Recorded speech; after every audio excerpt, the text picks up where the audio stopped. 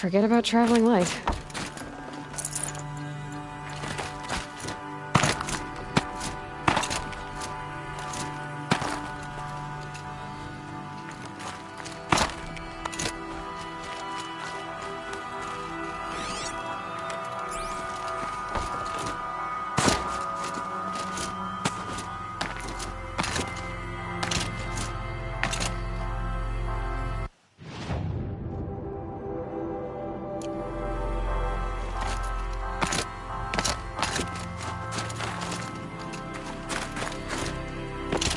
What are you doing, Aloy? This path leads to the cut.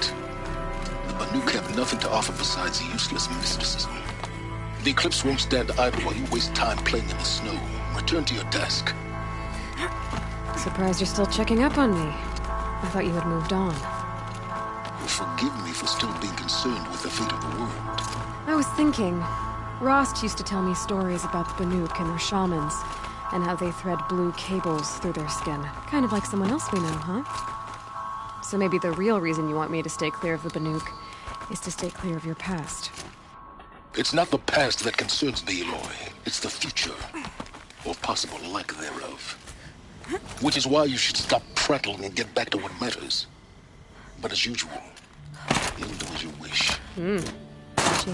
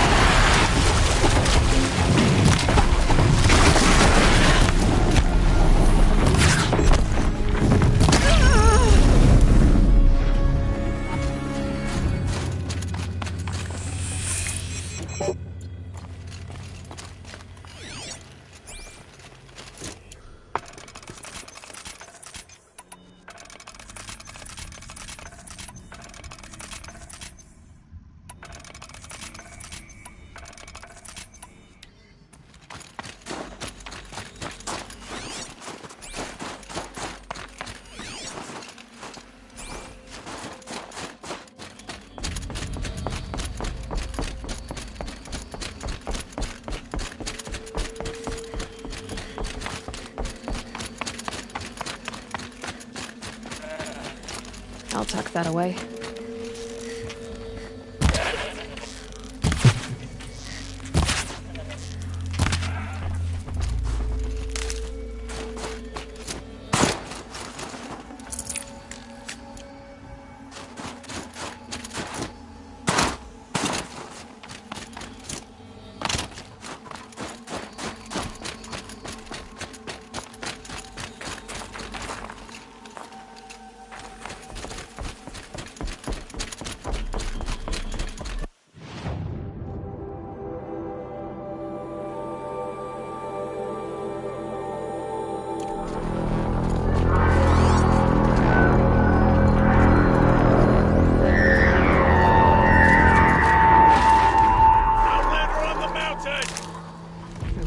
That's a welcome, I guess.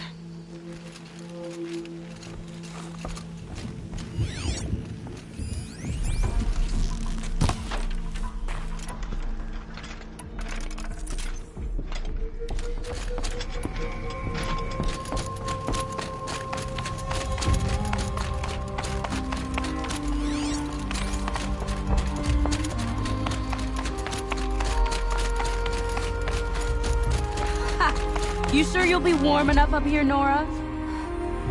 I've worked up a sweat from the climb.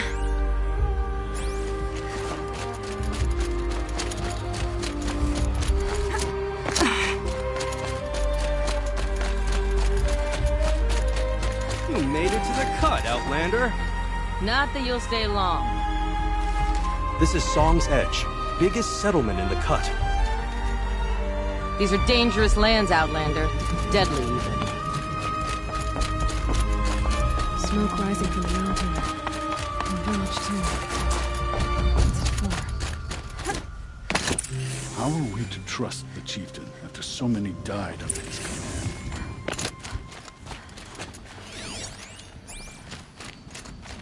Who knows better how to lead than our time?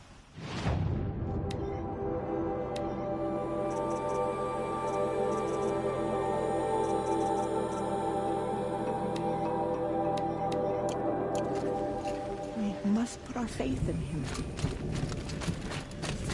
You died on Thunder's drum. Your songs will not be forgotten. May the songs of the lost echo eternal.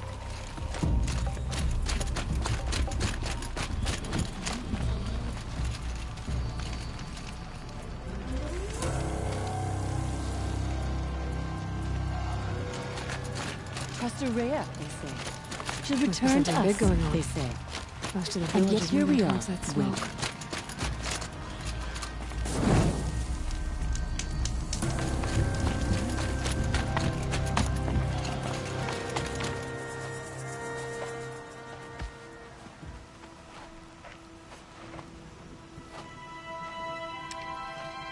Get ready for a rare sight, Nora. Bergrand, purveyor of necessities. Most of the time, the Banuk burn their dead. But not today.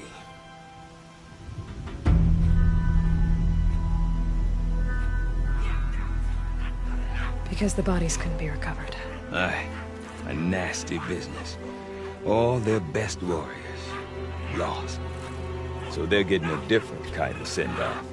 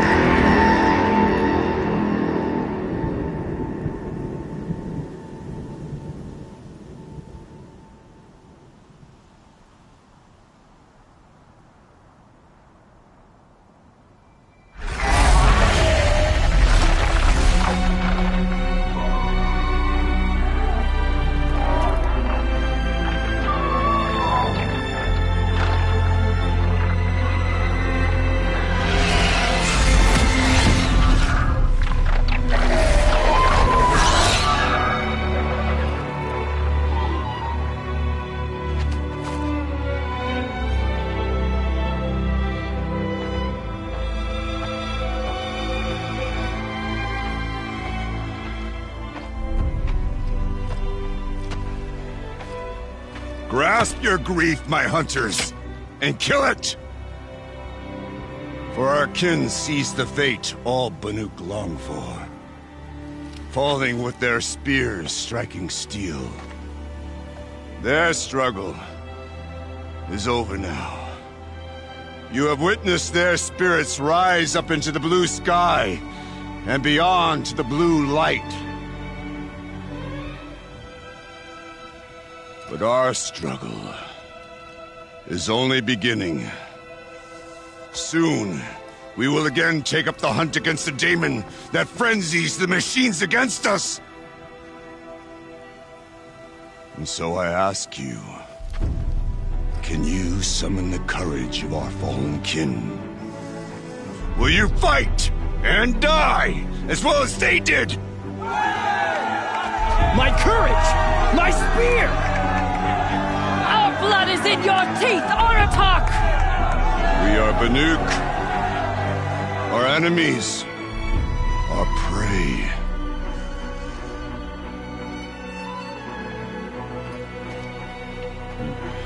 The daemon.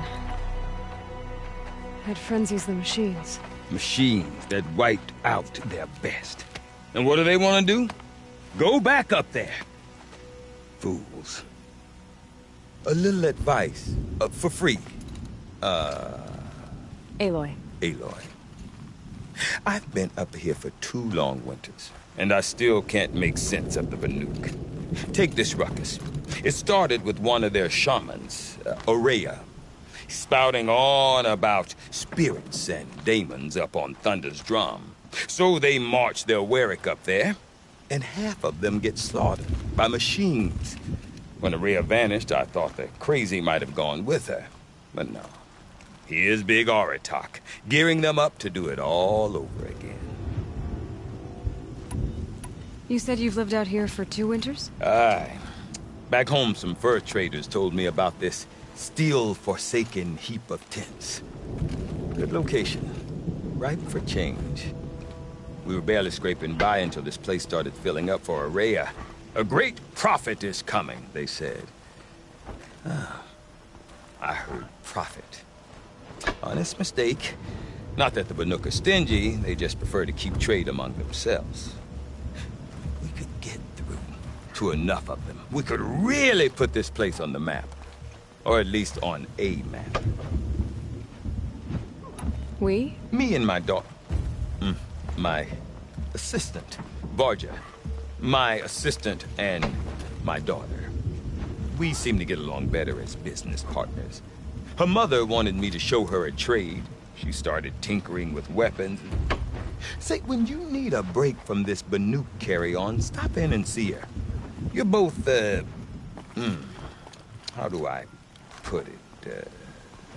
Women? No. Independent.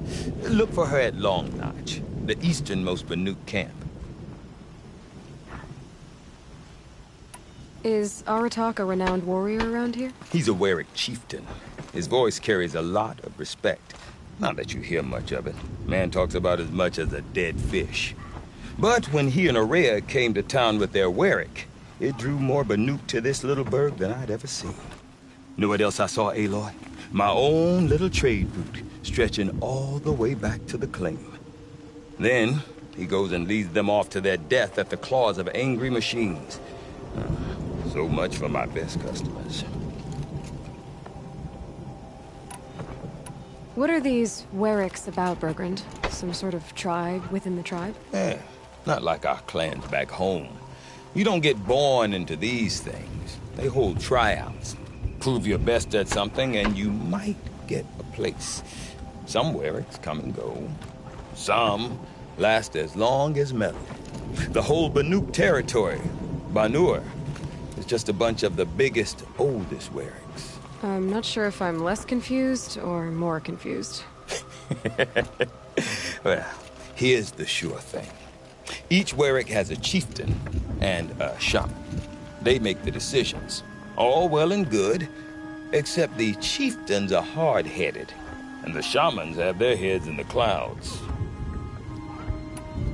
And Ourea is the one who spoke about this daemon? That's right. Told Aratak and the others that it lives up on Thunder's drum. And they believed him. But you don't. Look, I don't know what Ourea found up there. A shaman's not going to talk to an outlander. The machines in the cut are getting more vicious, that's a fact. It could be because of the daemon, or it could be because they all got indigestion, for all I know. But Ourea's not around to explain. She took off, and no one knows why. What is it about the Banuk you can't make sense of? Well, everything's a test to them. A hardship to endure. A challenge to survive. Seems like they don't have much of a choice in a place like this. Yeah. A land cold enough to crack teeth. Filled with wild animals. You think they'd accept a little reasonably priced aid. Well, believe me, I've tried to convince them. But a Banuk with nothing left to prove might just lie down and die. Have you ever heard of a man named Silence? Tall, deadly serious, cables in his skin? Like a shaman? I've heard that name once or twice, but always whispered. Like some boogeyman the Banuk want to forget. I'm not sure what went down, but I got the impression he messed with the Conclave. Or they messed with him. Conclave? All the most important shamans gather in Vanur from time to time to keep up with the latest mumbo-jumbo. No idea how they all fit into one tent without those crazy headdresses getting locked up on each other. Ourea's been to that shindig, but when I asked her what it's like, she just gave me a dirty look. So if you want to know more, you'll have to find her and make her like you, I guess. Good luck. I want to know more about this daemon. It's crazy talk, Aloy. Or there's something to it. Something connected to how the machines behave. Then you need to find Ourea. She was last seen headed for the mountains they call the Ice Rafts. I've heard only the shamans know the trail beyond those frozen peaks. But I do know where you could find her apprentice, Naltuk. He went north of the river, chasing rumors. Rumors? Not the good kind. Sudden attacks in the snow. Strange new structures. Some say a new machine, like no one's seen before. Well, now I'm definitely interested. Thanks for the talk, Bergrand. Don't mention it. I wonder if Bandits Aratak could grow tell me like more about mushrooms Ourea or Thunder's in the drum. dark when your attention is Worth a elsewhere. shot? I do not want to hear this talk from you again. Doubt is heavier than a week's snow. Forgive me, my chieftain. We will be ready for the next attempt. But this will not be an attempt. It must be done. Do you understand? My chieftain. Good. Outlander, I suppose you wish to speak? You're set on going back to the mountain? I have put my word to it. Even with the risks being so great? The risk of what? Death? It would be a worse fate to bow our heads to the challenge and say too much. Did your Warwick come from this place? No, he rallied most of our hunters from across Banur to face the threat of the daemon. But I was born here and stayed to fight the Karja when others retreated into the mountains. A few of my old warriors remained with me, those who survived. This daemon you talked about. If you are hardy enough, you can venture out and see the signs yourself. It has changed the machines, made them fiercer, stronger. But what is it? A matter for the shamans to debate. Ourea knows about this daemon. Where would I talk to her? She does a shaman's work. That is not for the eyes and ears of others. Certainly not an outlander's. There are other Weraks in Song's Edge too? Yes, the village has its own life for all Banuk who need trade or shelter. After the war ended, it sprang up from what was once a campsite, quick as the bloom between frosts. Perhaps it will last until the Guess that's it then. Good. I prefer deeds to words. Right. Aratak? I have my hunter's training to oversee. Well, To your survival. You can never stop pushing yourself.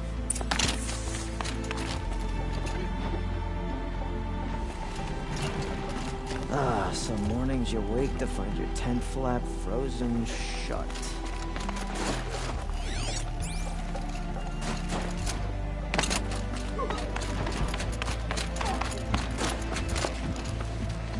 I thank the blue light for saving me. Song's Edge is lucky to have her.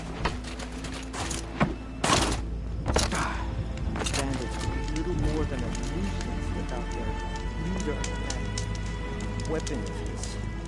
These lands are hard.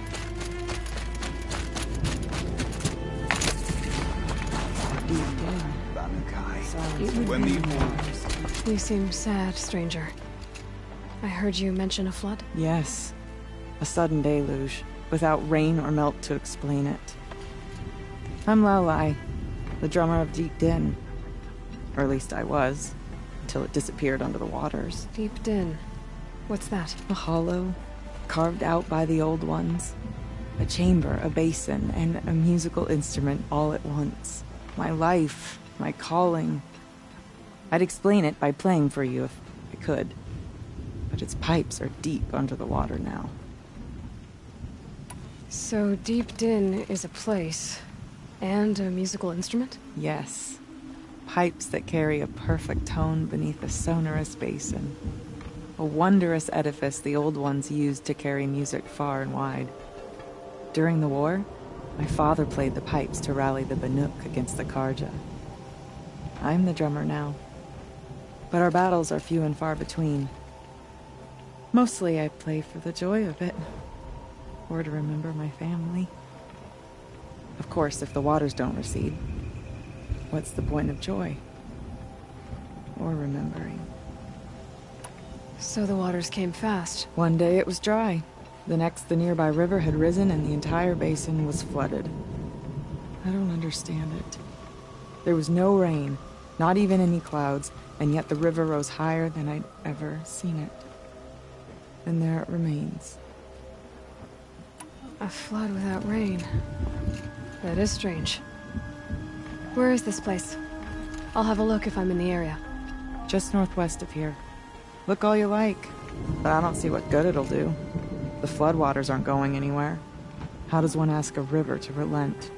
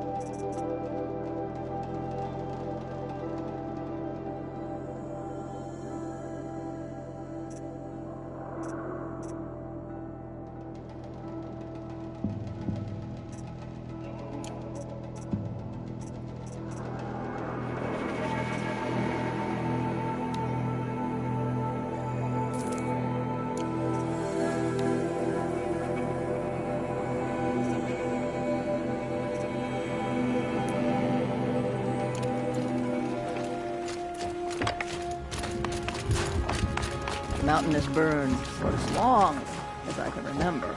No, She sewed now. her body shut with their cables, patched herself with their metal, and kept the light within. When she arrived, the forces of the Ravnus tribe had surrounded the camp. Although the light had left her with 1,000 wounds, Banuk-Hai charged. And because she held the light, the machines followed. The Ravnus tribe killed many, but those in camp rushed to join the battle. They gathered pieces of the fallen machines and from them fashioned weapons. And it was with these that Banuk-Hai's people repaid the suffering the Ravnus tribe had wrought upon them. When quiet descended, Banuk-Hai finally fell. The machines bowed their heads, and her Werak wept. The light she'd held within her drifted from her wounds and rose to the sky. And for just a moment, before life left her, Banuk-Hai knew the truth of the blue light. And she felt peace. We remember Banuk-Hai, the first to crawl from the cave beneath the world, brought the machines to us.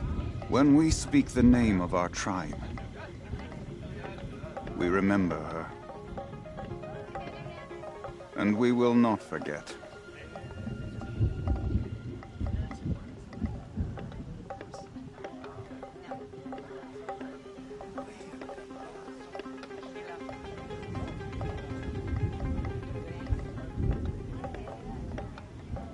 We remember, Banu-Kai, when the Old Ones were fresh in their graves and our numbers were still small. It was she who led us through the frozen wastes. We also remember the ravenous tribe, who delighted in sucking the marrow from our broken bones. Everywhere Banu-Kai and her Werak fled, the ravenous tribe were never far behind. To defeat them, Banu-Kai went into the wastes and let the wind whip her cheeks. And when the cold brought sleep, she dreamt of light. She saw it behind the world, a great calming sheet of icy blue. And she saw something new. Herds of machines, each filled with the same blue light. When she woke, she knew which star to follow. She walked for many days and nights until she arrived at a temple built from sparkling ice. At the gates of the temple, she was met by the machines from her dream, who bowed to her as she entered. Inside, Banu-Kai discovered the blue light bubbling from a hole in the snowy earth like a spring. "You bid me come," she said. "My people need aid. Will you provide it?" The machines whispered to Banu-Kai. "We go where the light goes, for we are its chosen vessels. There is darkness in your heart. It cannot hold the light for long. Carry it to your people if you must, but the cost will be great." Banu-Kai waded into the pool. The light reared like a nest of snakes and struck Banu-Kai, piercing her skin, filling her up. Banu-Kai did not scream, though she was in agony. Banu-Kai did not collapse, though her limbs shook. She climbed from the pool and carried the light inside her. She marched toward home, and the machines marched behind her. As she walked, the light struggled to push its way out of her, but the machines were there to aid her. She sewed her body shut with their cables, patched herself with their metal, and kept the light within. When she arrived, the forces of the ravenous tribe had surrounded the camp. Although the light had left her with 1,000 wounds, Banu-Kai charged. And because she held the light, the machines followed. The ravenous tribe killed many, but those in camp rushed to join the battle. They gathered pieces of the fallen machines and from them fashioned weapons. And it was with these that Banu-Kai's people repaid the suffering the ravenous tribe had wrought upon them. When quiet descended, Banu-Kai finally fell. The machines bowed their heads, and her Werak wept. The light she'd held within her drifted from her wounds and rose to the sky, and for just a moment, before life left her, Banu-Kai knew the truth of the blue light, and she felt peace. We remember Banu-Kai, the first to crawl from the cave beneath the world, brought the machines to us. When we speak the name of our tribe, we remember her. And we will not forget.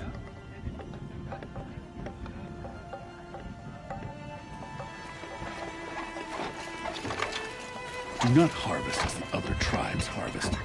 Show respect for the machines who died so we may live. I'd march over the We remember, Banu-Kai, when the Old Ones were fresh in their graves and our numbers were still small.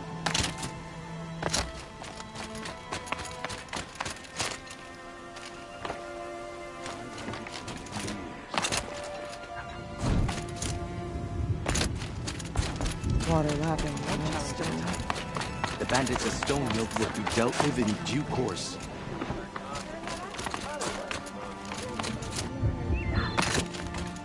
Okay. Newcomers often remark upon the tall-necked trap of the frost figures, but it's been there as long as I've been To do alive. that, I need to talk to her apprentice, who followed the river north.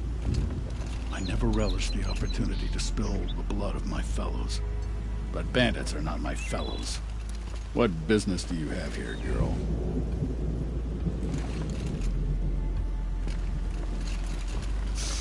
Sekuli wastes her time. Painted Cliff or no Painted Cliff, the challenges we face remain. Watch yourself. You don't want to end up frozen in the wilds like that Tallneck. We've no time to host outsiders.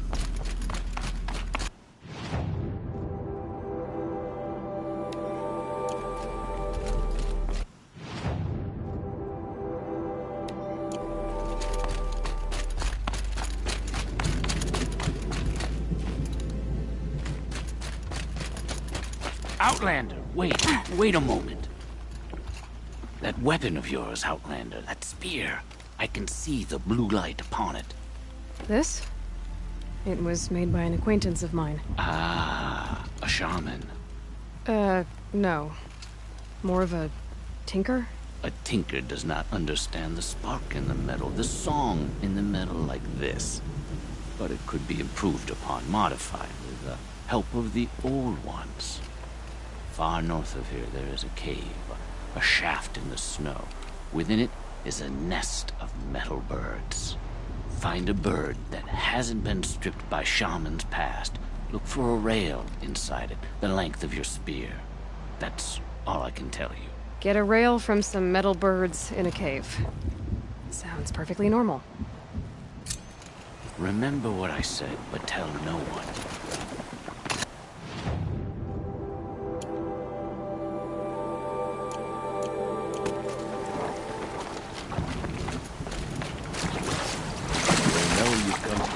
Figures when you see the frozen Tallneck.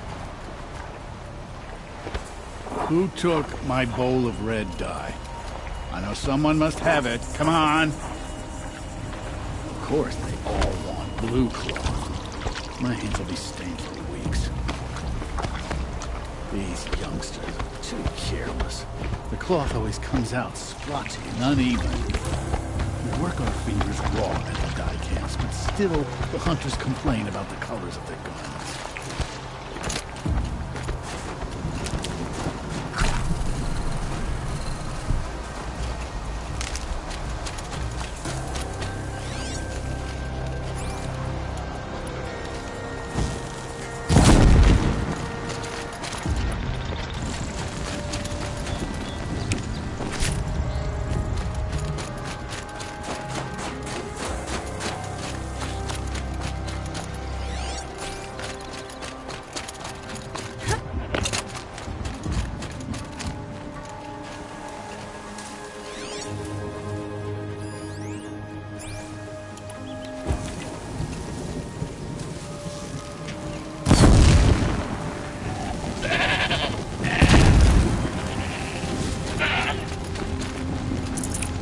Spare the weight.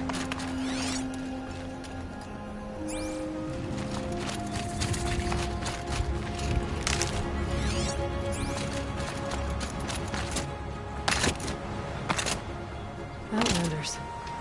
Carja Outlanders. I've never broken bread with an Outlander.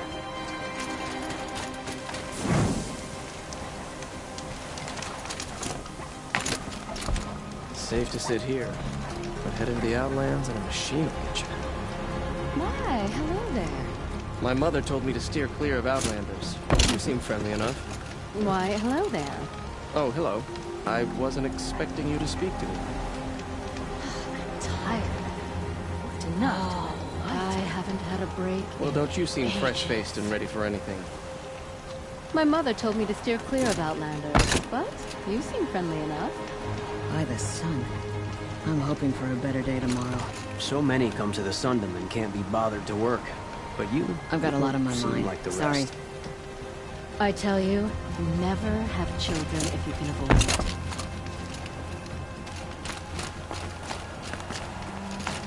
An Oseram tries to kill the Sun King, and Anora saves his life. May the sun grant you I'd seen it with my own a eyes. portion of its wisdom, young huntress. May the sun grant you a portion of its wisdom, young huntress. The whole tribe of them. What brings you Carja so far from your home? There's good machine hunting in the cut. Danger, too. Some have a taste for both, and they pay people like me well to guide them. We've had a bad run this time, even after I brought this priest along to read the signs. I did say the sun's light was cast quite red the night of the... Not your concern, though, Huntress. May your arrows find their mark. You're a long way from home, too. Watch your back out there.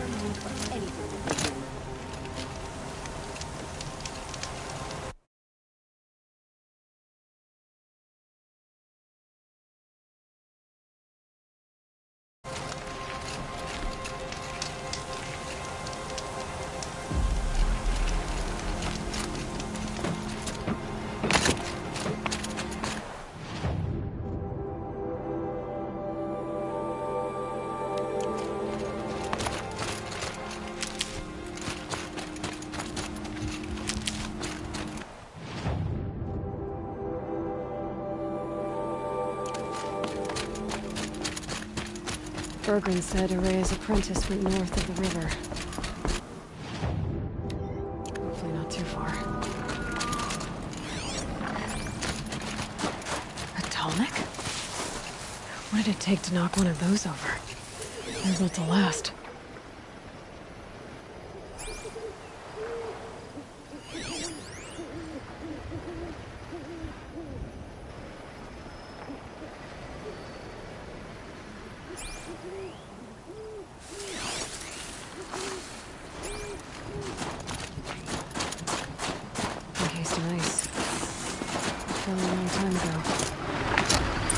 Scavengers have just gotten started.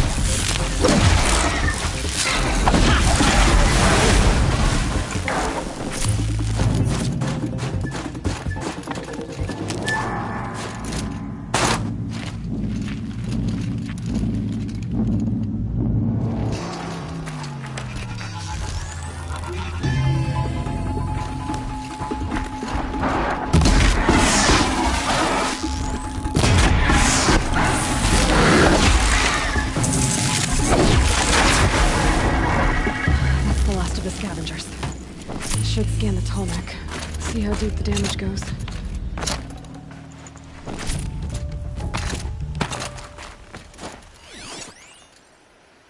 Looks like the scavengers ripped out 3 major parts. If I could bring them back, maybe I could even reactivate it. But what's inside its head.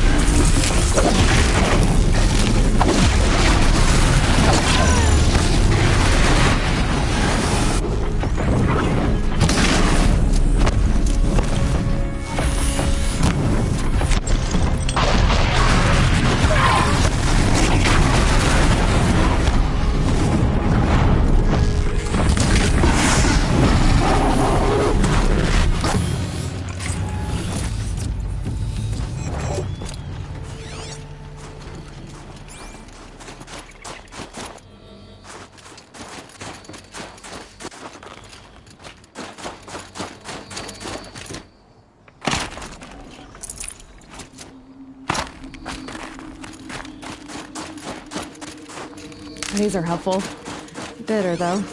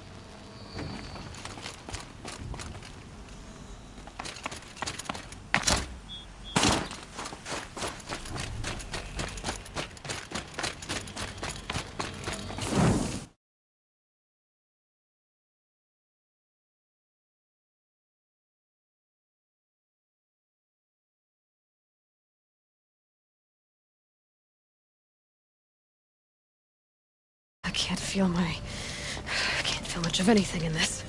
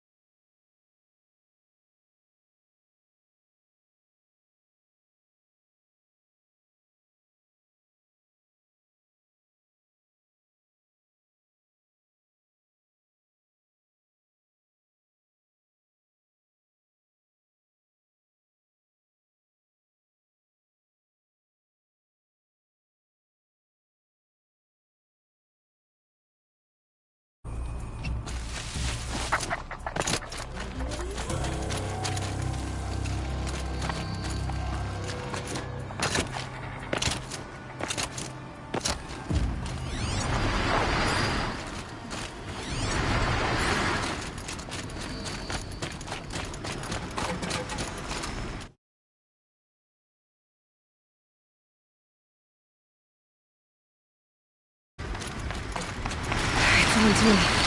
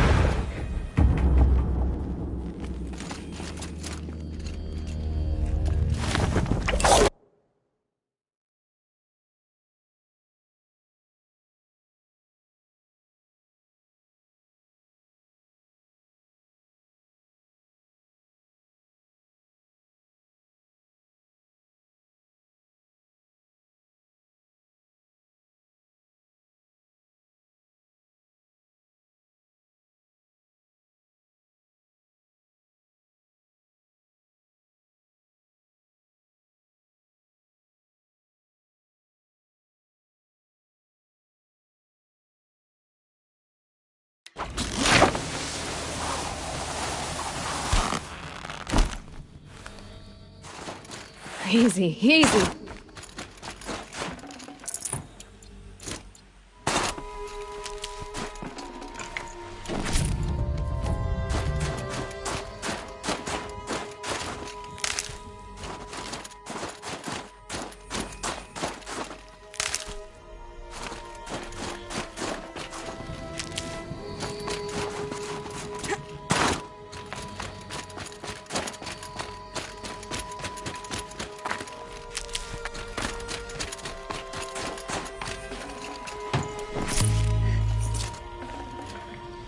Tonic part's still in one piece.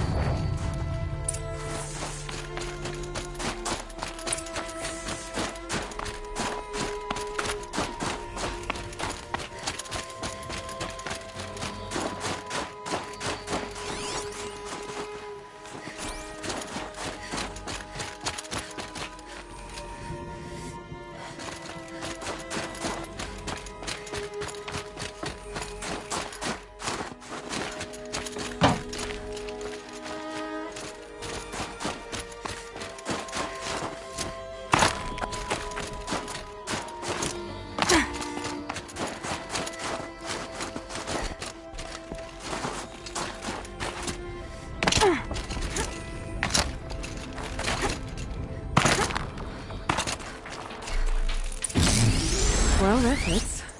Sure hope it works.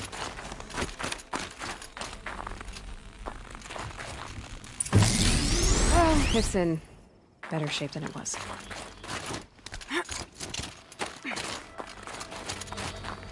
Okay, if I'm right, I just need to get the power flowing through it. And if I'm wrong, at least no one's watching. That should wake you up. Easy now. Easy!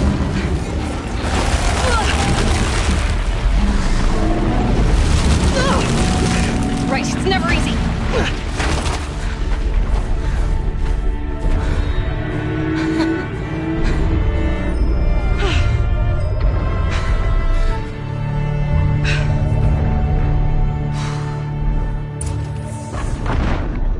Now I need to climb up the tallness again.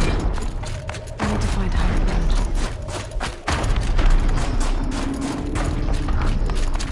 This should be a good spot for jumping onto the tall neck.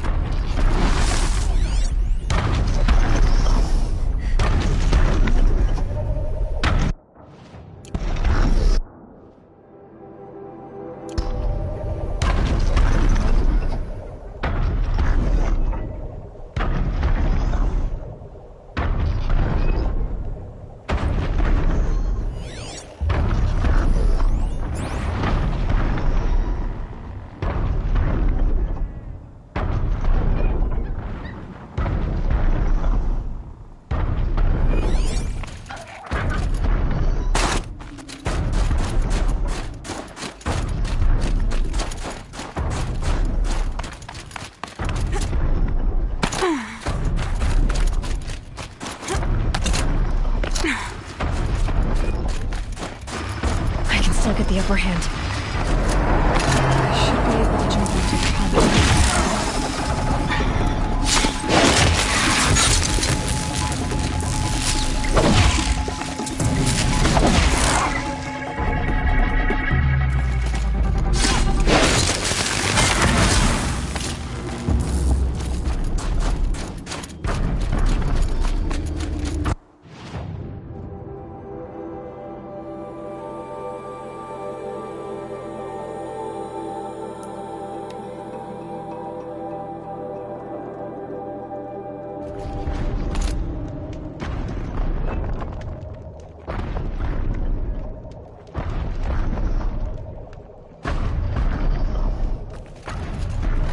Forget what warmth feels like out here.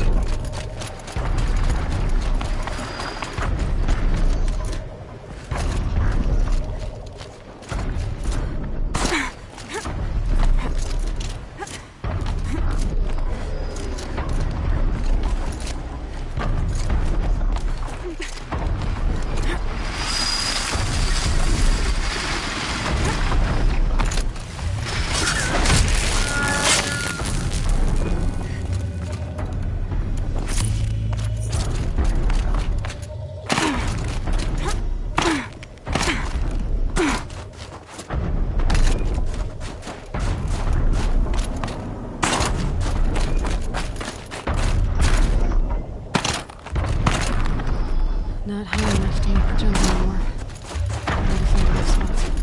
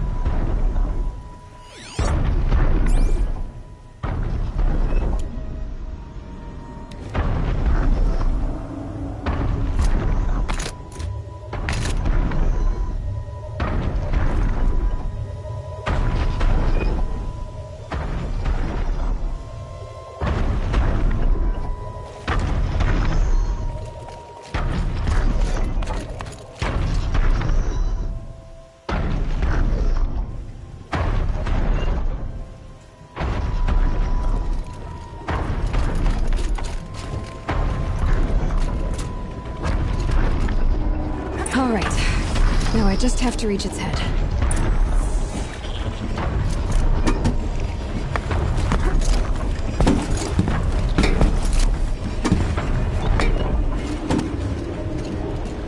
Bergman said Array's apprentice went north of the river. Hopefully not too far.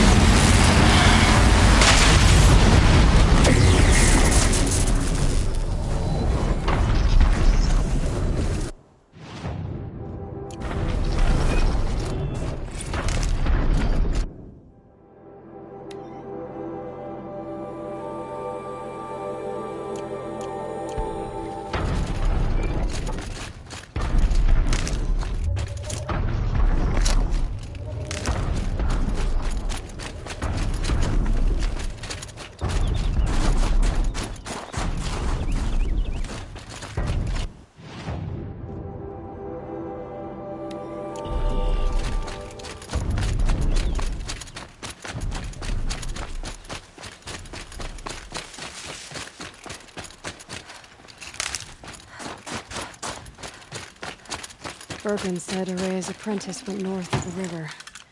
Hopefully not too far.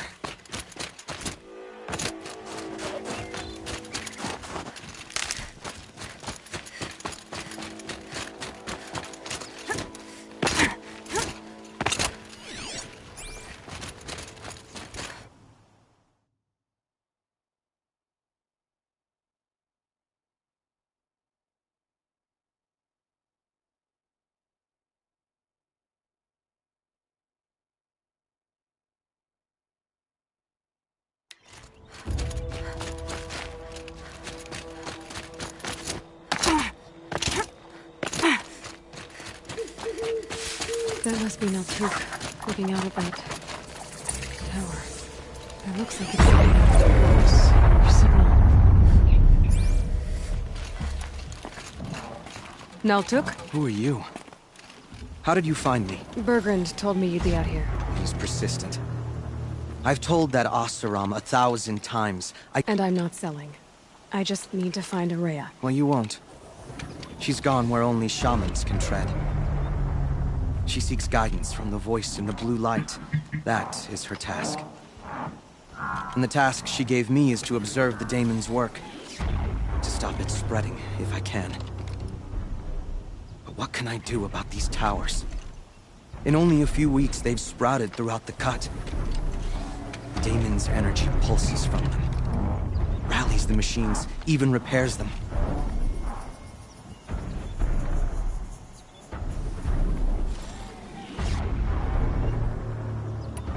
Aratak said this daemon was frenzying machines. Look there.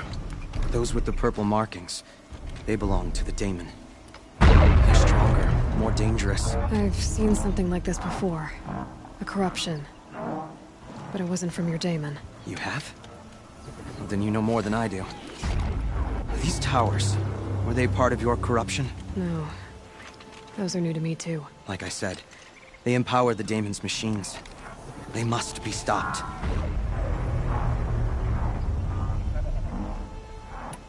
Will you tell me where Ourea went? You ask a lot of questions. Right now, and it isn't yours. I'm sorry.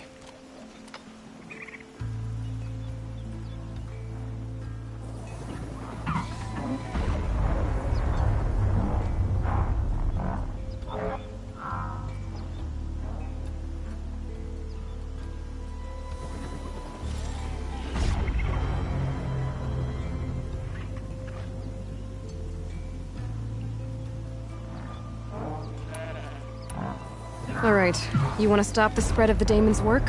I know how to get started. With my bow and spear. Outlander, wait. Won't you tell me your name? Aloy. Good. If you fall to the daemon's machines, at least I can properly recount your efforts to Ourea. Thanks for the vote of confidence. But I won't fall. And when I'm done, you're gonna tell me where she is. So these towers can repair machines that are possessed by your daemon. And those machines are tougher and angrier. That's what I've seen. From a distance, anyway. As for how to deal with it... I've got an idea.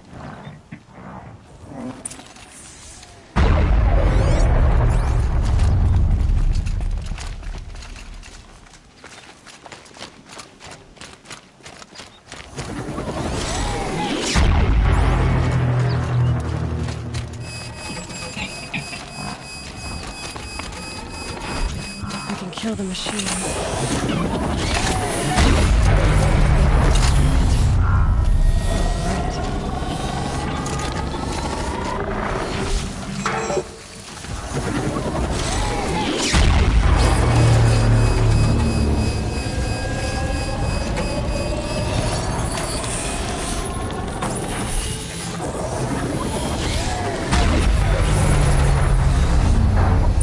Okay then, let's see if this thing can work for me.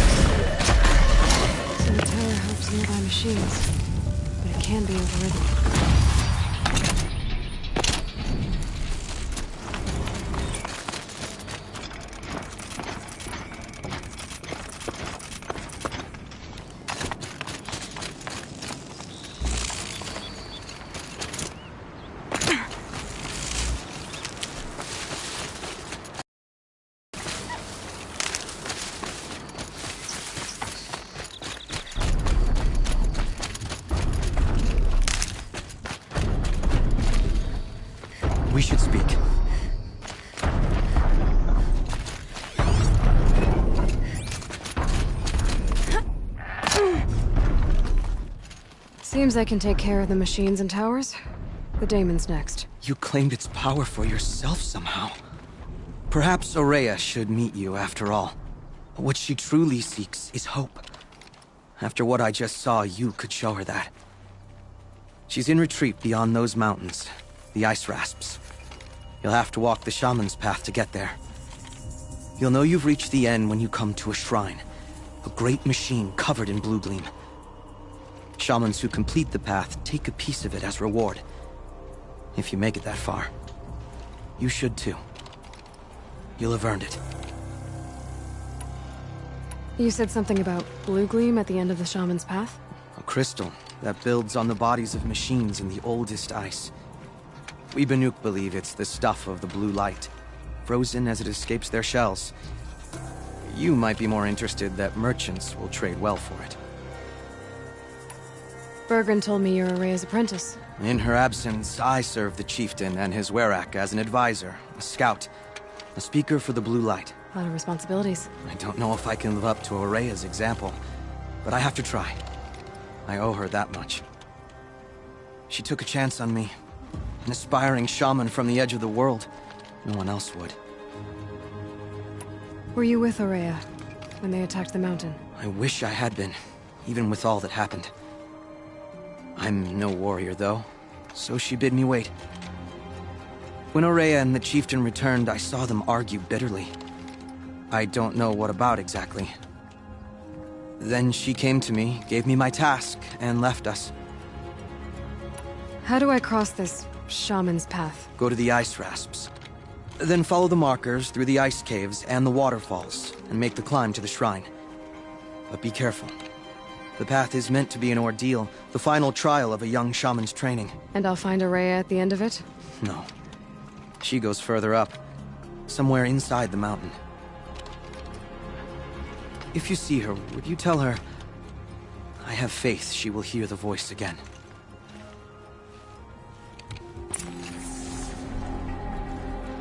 All right, I guess I'm off to the Ice Rasps to find this Shaman's Path.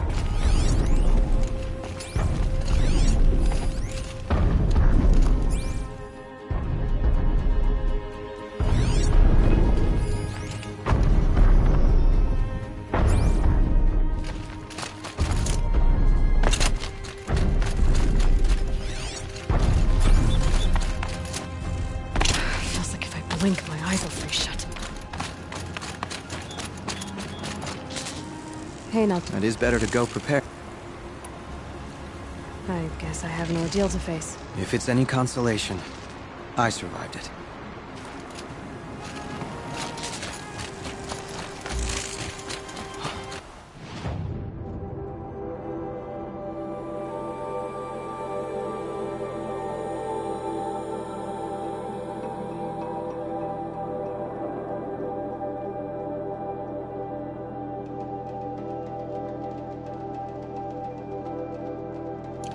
I've seen the likes of this somewhere before.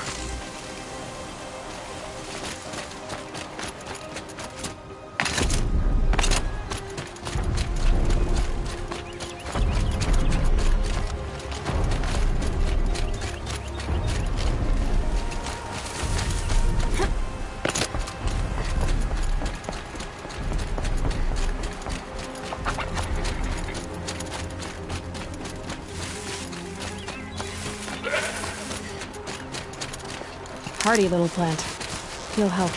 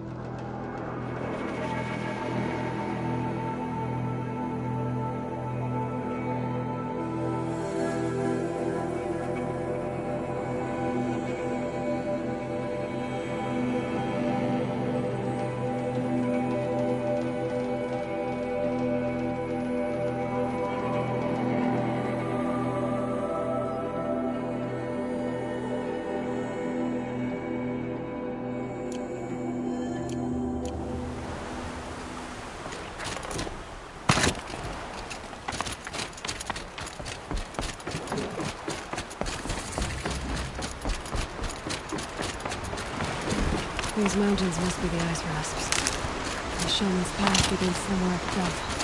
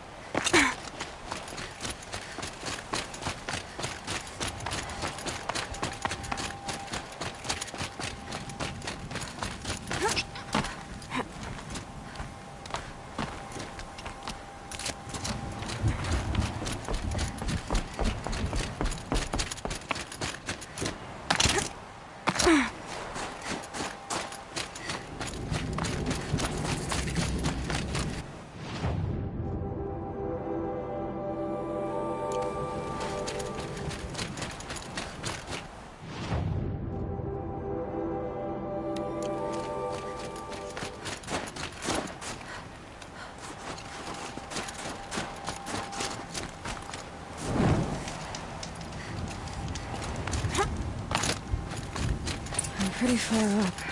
The shaman's path must be... This must be one of the markers Naltuk told me about.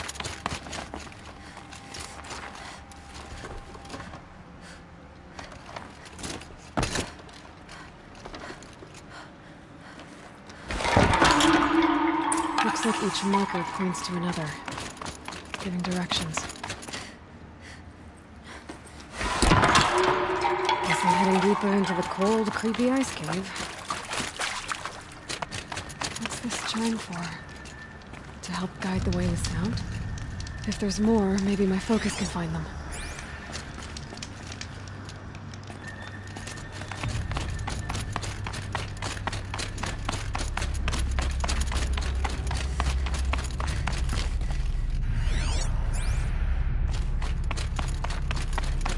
Better go back after I grab this loot.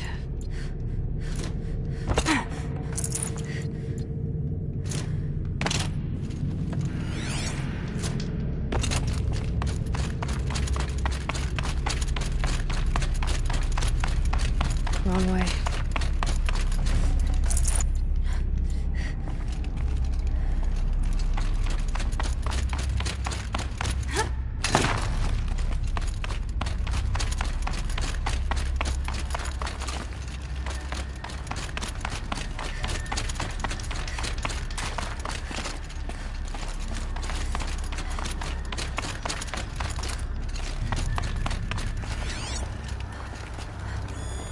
Yep, focus can pick up the chimes.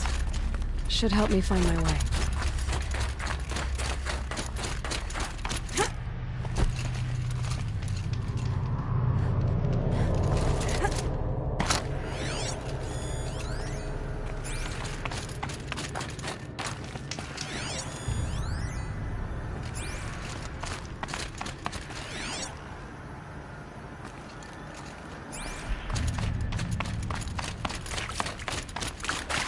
Another marker. Good.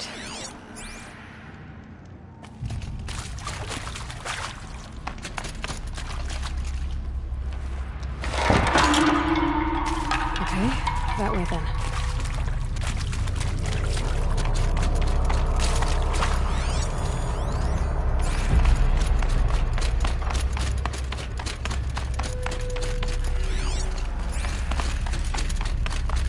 Wait. Back?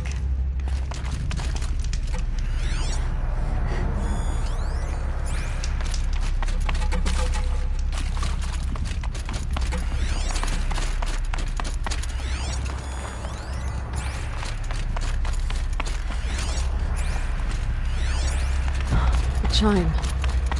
Not sure I saw this fork before. Not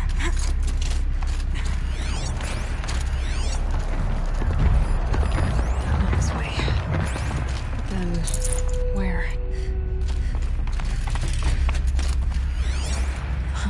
I see. Up.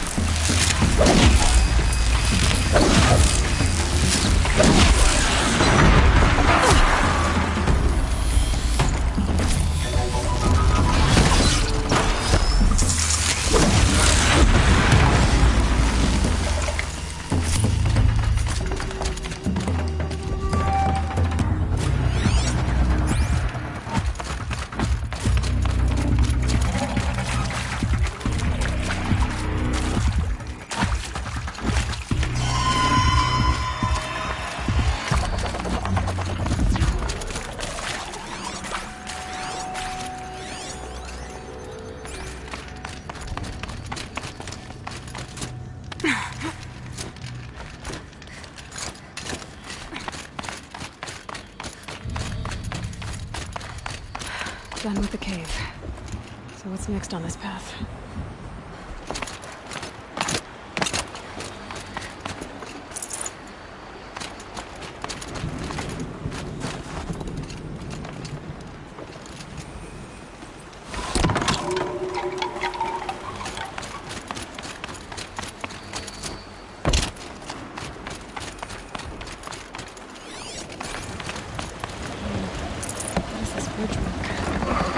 Looks like it needs to fill up with water before I can cross.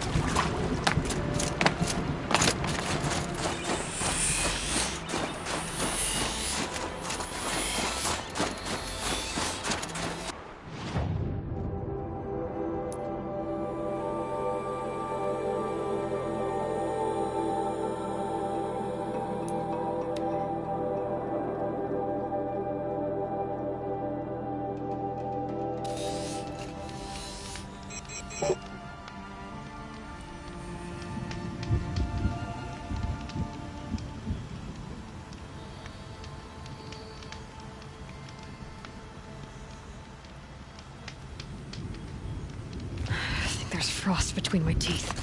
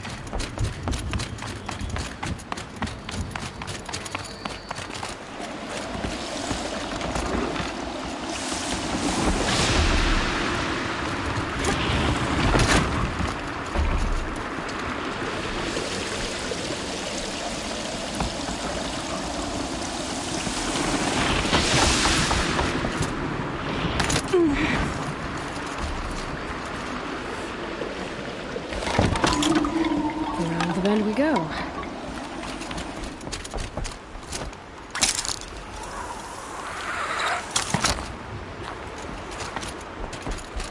how do I cross this one? Down, then up, down it is.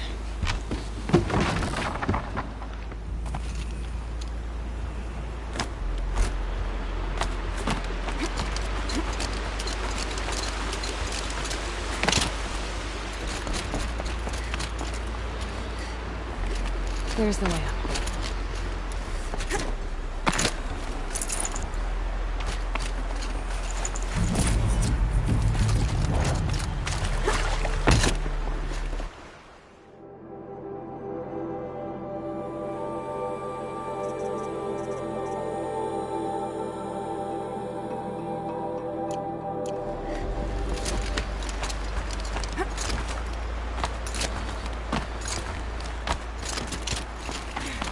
I need to pull the rope to move this thing into position. Okay, the bridge is filling up.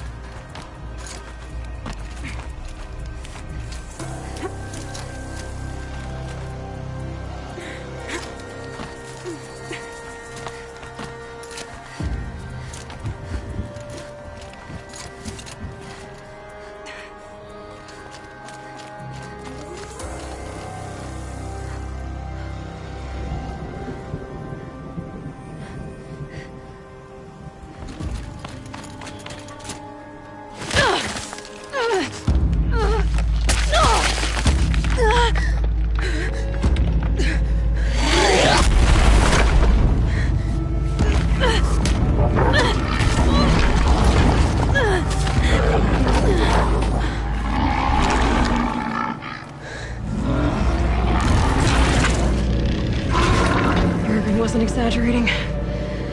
There's definitely something new out here. And I don't think it's friendly.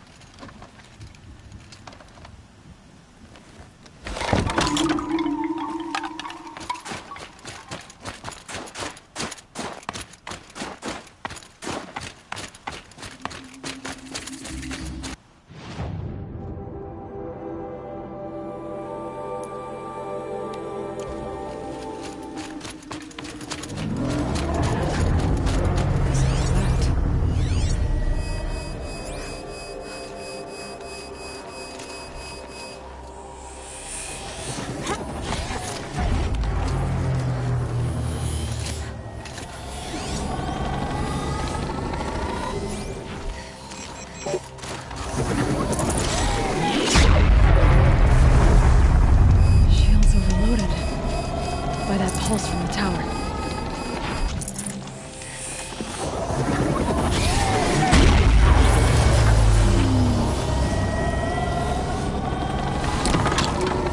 It's pointing right towards those machine howls.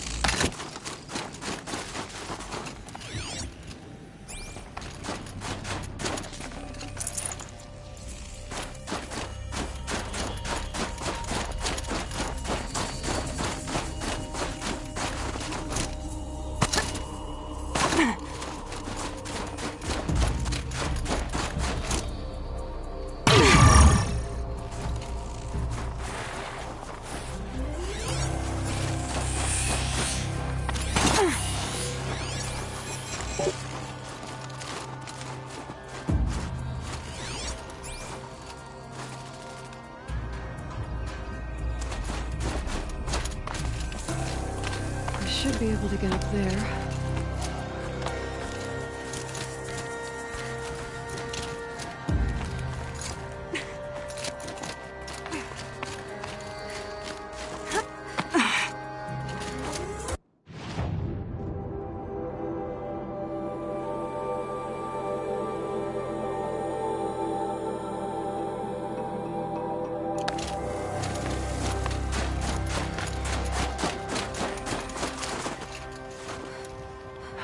Summer sun, breeze through the trees.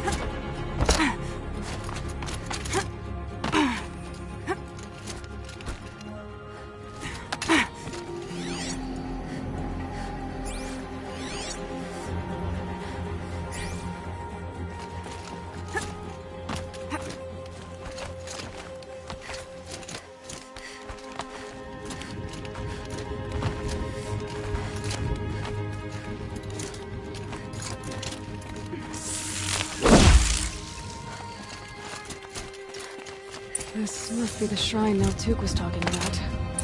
Guess I should take some googling. Circles. Let's see why it's worth a lot.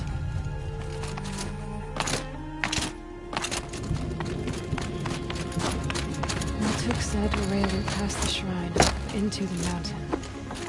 I'd better take those stairs.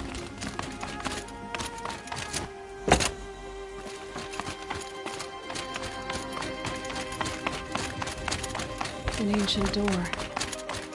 Maybe Ori's inside.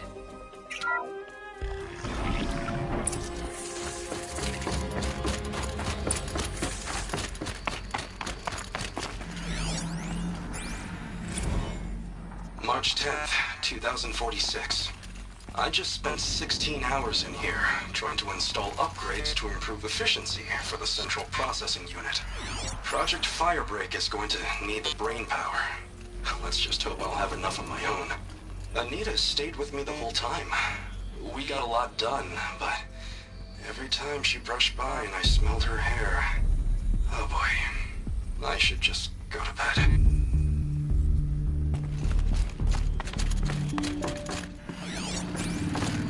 Lots of strange equipment.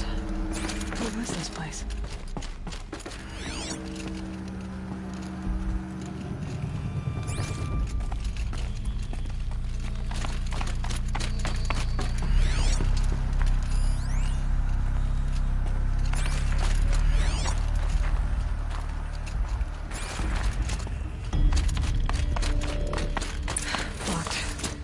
Maybe my focus can help.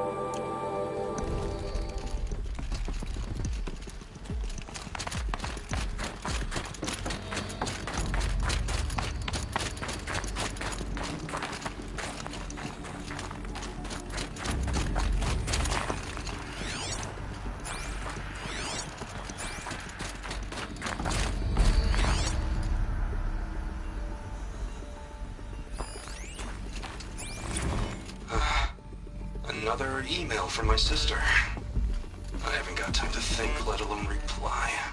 Oh, that photo of the girl she sent did too much for my conscience. Jenny looks pretty proud of her pilgrim costume. Crap.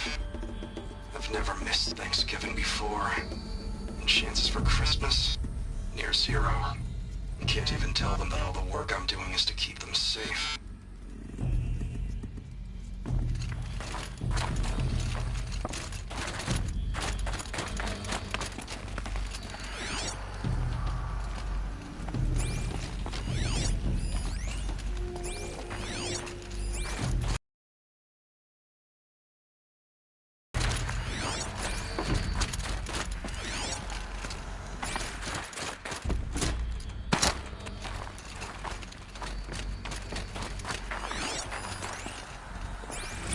This is Director of Security Blevins resending the emergency supply order. Try reading it this time, okay? You weasels don't want me calling my people in SLC.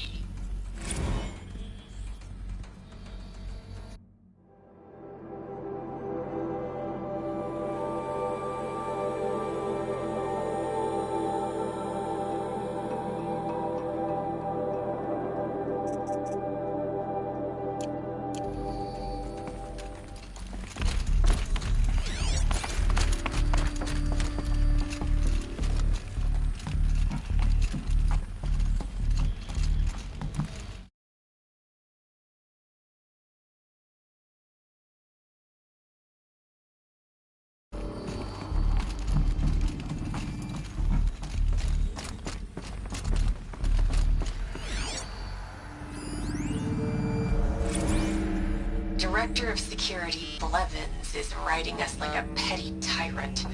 I can't even sneeze without triggering his control issues.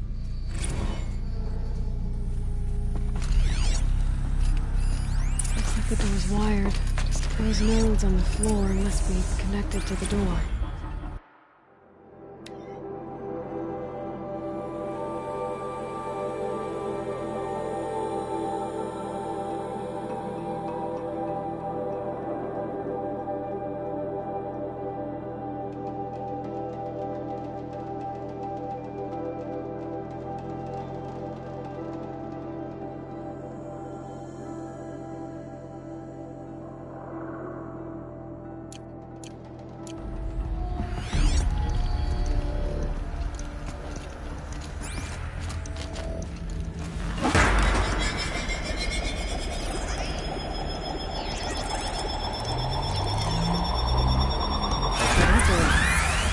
What am I supposed to do with these lights?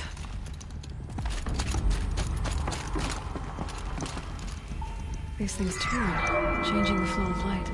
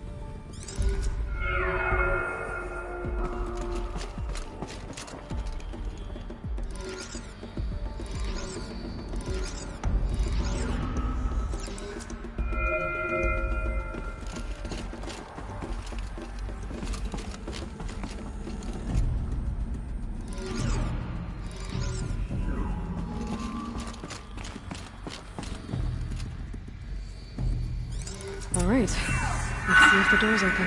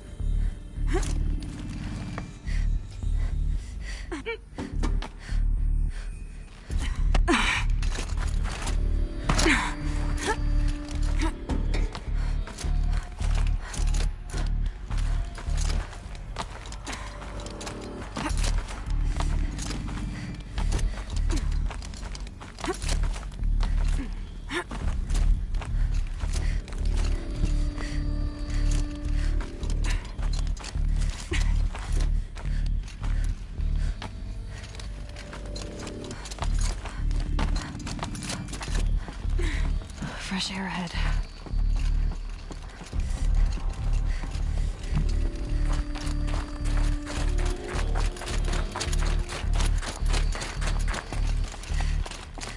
Out again. Maybe I can get back inside. That structure over there.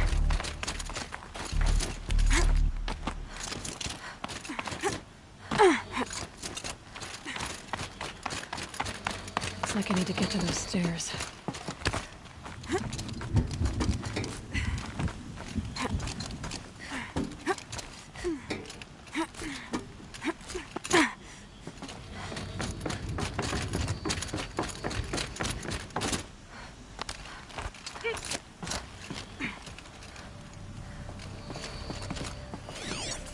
Cold.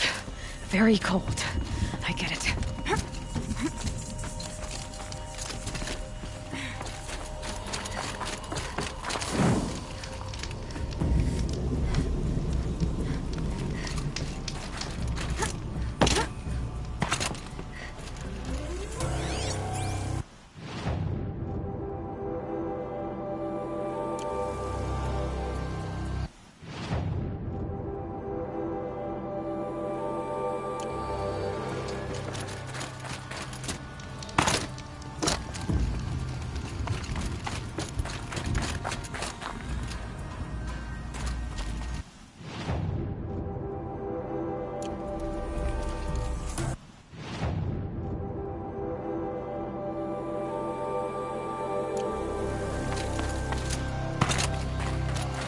Not much higher to climb. Maria must be close. She has to be in here somewhere.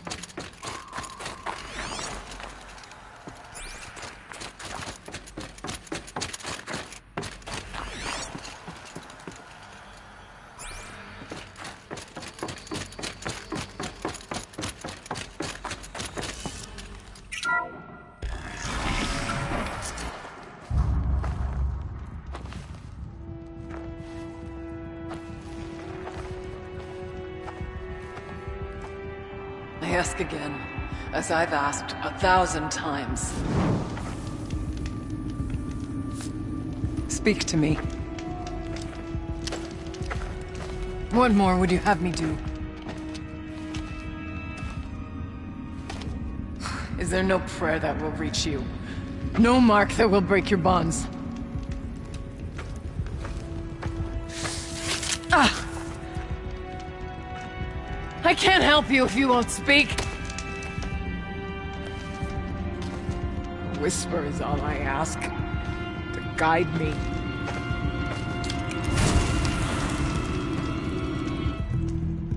Who? No. How? How did you get here? The way was sealed by the Spirit herself. I used one of these. I could show you. Yes, show me. Please.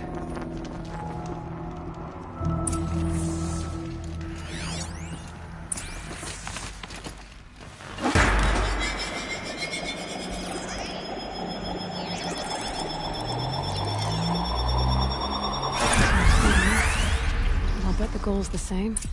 Get the light back to the source.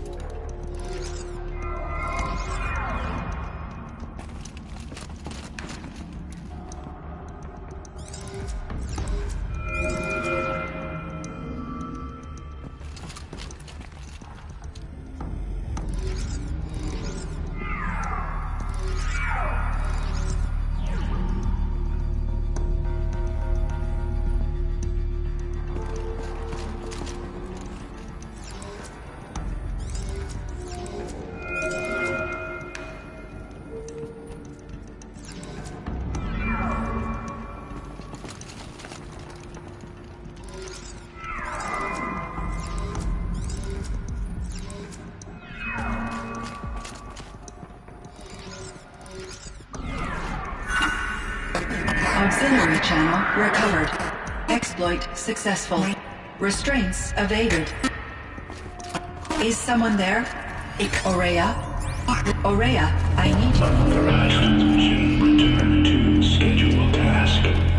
No, I will not submit. Aurea, the daemon is forcing me. Aurea, please. Transmission terminated. You brought the spirit's voice back. You heard it. The voice of the spirit calling to me from the heights of Thunder's Drum. She was able to throw off the bonds of the daemon for a moment. Because of what you did. Who are you? And what do you want? I'm Aloy. Naltuk sent me. He thought that you could use my help. He was not mistaken. You've been a revelation. Now I know for certain that the spirit endures. Perhaps together we can find a way to set her free. Let's not get ahead of ourselves. I came all this way for answers, and so far, I haven't heard any. It seems to me that you are the answer. But of course, I'll tell you all I can. Bergren said you might know something about a man named Silence. That you may have had dealings with him at the Conclave? When that name is spoken, secrets soon follow. Or vanish, as the case may be. Why do you want to know? He's done some terrible things. But he's also helped me when no one else could. I don't know as much about him as I'd like to. I would imagine his aid is very powerful. It will not come without cost. Unfortunately, I am sworn to an oath of secrecy by the Conclave on this matter. I get that. But you and I are trying to help each other, right? Yes. But I would be breaking an oath, and that I cannot do. About Silence? I've told you all I can. You seem to have a history with this voice, this spirit. She saved my life. Here, years ago, during the war with the Karja. A raid scattered my Werak. I was cut off, alone. I lured the enemy into the Rime Drifts, hoping to lose them in the mist, but they endured, so I took refuge in this cave. That's when I heard her voice. A wanderer. Lost, like me. A spirit of the blue light, yet sundered. Aid. She chose me, but I was in no position to help, not with the Karja after me. So she helped me first. By closing a door on the mountain below, one you must have opened to get here. Locked by means similar to those found in this room. It kept the Karja from reaching me. Safe from them. I was able to do as she asked. The daemon. What do you know about it? I spoke with the spirit many times. First here, then inside Thunder's Drum. The last time... She told me she was under attack by something that could not be seen by mortal eyes. Something evil. She named it the daemon, and said it needed her power to do what it willed. And she begged me for help, to find a way to destroy her, if necessary, to keep it from using her. That was 5 years ago. I didn't hear her voice again. Until today.